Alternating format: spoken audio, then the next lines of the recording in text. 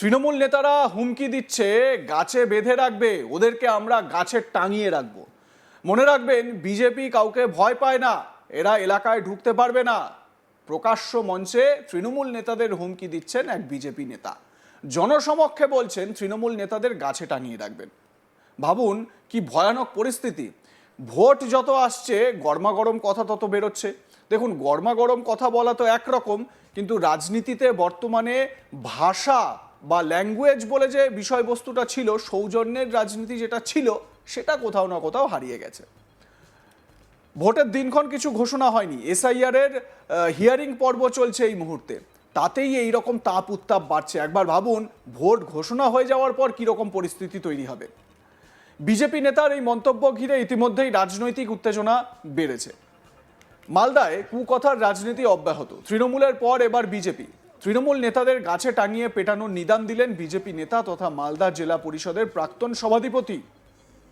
মালদার ভূতনিতে দলীয় সভায় বক্তব্য রাখতে গিয়ে বিজেপি দক্ষিণ মালদার সাংগঠনিক জেলার সাধারণ সম্পাদক গৌরচন্দ্র মণ্ডল বলেন, এই তৃণমূল নেতাদের গাছে বেঁধে রাখা উচিত। মনে রাখবেন, বিজেপি কাউকে ভয় পায় না, এই নেতারা মানুষকে চেনে না, জানে না, এরা এলাকায় ঢুকতে পারবে না। তিনি বলেন, তৃণমূল নেতারা হুমকি দিচ্ছে গাছে বেঁধে রাখবে, ওদেরকে আমরা গাছে টাঙিয়ে রাখবো।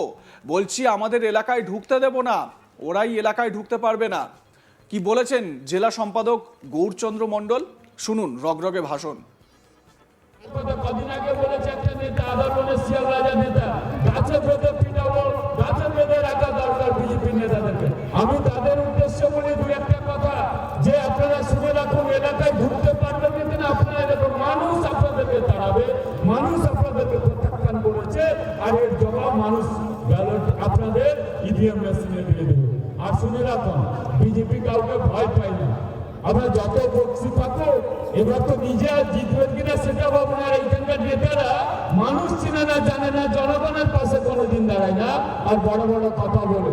আমরা চুরি করে নেই, আমরা যোগ্য জবাব দেওয়ার রেডি। আপনি এক আঙ্গুল দেখালে আমরা দু আঙ্গুল দেখাবো, আপনি গাছে বাঁধতে থাকলে আমরা গাছে টাঙিয়ে দেওয়ার ব্যবস্থা করবো। এটাই হচ্ছে ভারতীয় জনতা পার্টির সৈনিক, এটাই ভারতীয় জনতা পার্টির লোকেরা।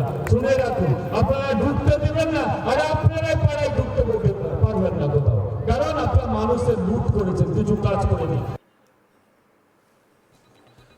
তিনি কেন একথা বললেন, এই প্রশ্নের জবাবে তিনি বলেন, তৃণমূলের প্রতিষ্ঠা দিবসে সভায় লোক নেই, সেখানে বলছে তৃণমূলের নেতারা গাছে বেঁধে রাখবে। ওরা যদি গাছে বেঁধে রাখে, আমরা গাছে টাঙিয়ে রাখবো। ওরা এক আঙ্গুল দেখালে আমরা দু আঙ্গুল দেখাবো। ভারতীয় জনতা পার্টি পিছু হটবে না।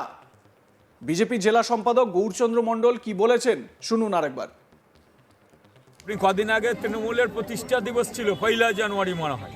তাদের প্রতিষ্ঠা দিবসে ব্লকের কমিউনিটি হলে চেয়ার ফাঁকা, লোক নাই, যেটি আছে ওরাই সব। আর সেখানে ভাষণ দিচ্ছে গাছে বেঁধে মারবো, গাছে বেঁধে রাখো। তা আমরা এক আঙ্গুল দেখালে দু আঙ্গুল দেখাবো। আমরা এক গালে চড় মারলে ভারতীয় জনতা পার্টি রুখে দাঁড়াবে না, দু গালে চড় মারবে। কারণ অন্যায়ের বিরুদ্ধে লড়বে, উন্নয়নের পক্ষে ভারতীয় জনতা পার্টি, চুরির পক্ষে নয়। এই চোরদেরকে শায়েস্তা করার জন্য যা করতে হয় আমরা করব। গতবার 2021-এ বিধানসভায় গৌরচন্দ্র মণ্ডল ভোটে দাঁড়িয়ে মানিকচক থেকে হেরেছিলেন। এবার তাকে টিকিট নিতে হবে, আর সেই কারণেই এইসব কথা বলে নজরে আসতে চাইছেন বলে পাল্টা জেলা তৃণমূলের সহসভাপতি শুভময় বসুর দাবি। কি বলেছেন তৃণমূল নেতা, শুনুন। দেখুন, উনি একটা নিজের দলের ডিভিডেন্ড পাওয়ার জন্য এগুলো বলছে। ডিভিডেন্ড নেবেন, আবার যেন তাকে বিধানসভায়, তিনি তো গতবার হেরেছিলেন, তো তাকে এবার টিকিট পেতে হবে। তো টিকিট পেতে হলে দৃষ্টি আকর্ষণ করতে হবে। দৃষ্টি আকর্ষণের জন্য এইসব বলছে।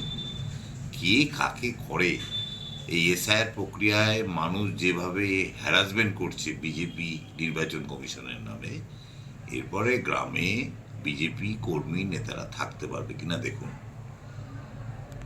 এই অর্বাচীনের মতো কথা উনি বন্ধ করুন। আর কে কাকে মারে, রাখে হরি মারে কে? তৃণমূল কংগ্রেস সবার, তৃণমূল কংগ্রেস একমাত্র এসআইআর নিয়ে লড়ছে, মানুষের বিপদ নিয়ে লড়ছে তৃণমূল, উন্নয়ন করছে তৃণমূল। এখানে বিজেপির কোনো জায়গা নাই। আর ওইসব হুমকি টুমকি উনি ওই নিজের বাড়ি বা নিজের লোকদের দিন, তৃণমূলকে দিতে হবে না। তৃণমূল নিজে যথেষ্ট শক্তিশালী, আর এইসব হুমকি তৃণমূল ভয় পায় না। উল্লেখ্য, চলতি সপ্তাহে মালদার চাঁচলে বিজেপির দলীয় সভা ছিল, আর সেই সভায় উপস্থিত হন বিধানসভার বিরোধী দলনেতা শুভেন্দু অধিকারী। সেই মঞ্চে বক্তব্য রাখতে উঠে মালদার তৃণমূলের জেলা সভাপতি আব্দুর রহিম বক্সিকে হুঁশিয়ারি দিয়ে বলেছিলেন, বড় বড় কথা, 6 ফুট লম্বা, এখানকার মুখ্যমন্ত্রী হয়ে গেছে আব্দুর রহিম বক্সি। বলে ঢুকতে দেব না, গাছে বেঁধে রাখবো, পা ভেঙে দেব। বাপের নাম যদি ঠিক থাকে, কলম বাগানে আয়, দাঁড়িয়ে আছি। আরএসপিতে ছিল, আইসিডিএস এর চাকরি বিক্রি করত, আর আমি এখানে তৃণমূলের যখন অবজারভার ছিলাম, আমার গাড়ির দরজা খুলতো। কেউ নেবে না। মালতীপুরে কে জিতবে আমি জানি, কারণ এখানে হিন্দুদের সংখ্যা কম, কিন্তু রহিমকে আমি জিততে দেব না। কি বলেছিলেন গরম হুঁশিয়ারি দিয়ে শুভেন্দু অধিকারী, শুনুন। বড় বড় কথা, 6 ফুট লম্বা, এখানকার মুখ্যমন্ত্রী হয়ে গেছে রহিম বক্সি। বড় বড় কথা, ঢুকতে দিবনি, গাছে বেঁধে রাখবো, পা ভেঙে দিব, মাথা গুঁড়িয়ে দেব। বাপের নাম যদি ঠিক থাকে, কলম বাগানে আয়, দাঁড়িয়ে আছি। আরএসপির মাল ছিল, আইসিডিএস এর চাকরি বিক্রি করত, আর আমি এখানে তৃণমূলের অবজারভার যখন ছিলাম, আমার গাড়ির দরজা খুলতো। কেউ নেবে না। তৃণমূলের যারা এখানে নেতা ছিল, হামিদ ভাই থেকে শুরু করে, মালতীপুরের ইমদাদ ভাই থেকে শুরু করে, রফিকুল থেকে শুরু করে, কেউ নেবে না। বলছে মালটা চোর, দাদা একে নেবেন না। 1.5 বছর ধরে গাড়ির দরজা খোলে আর বন্ধ করে। যা বাঁহাতে একটা পতাকা ধরিয়ে দে। বড় বড় কথা।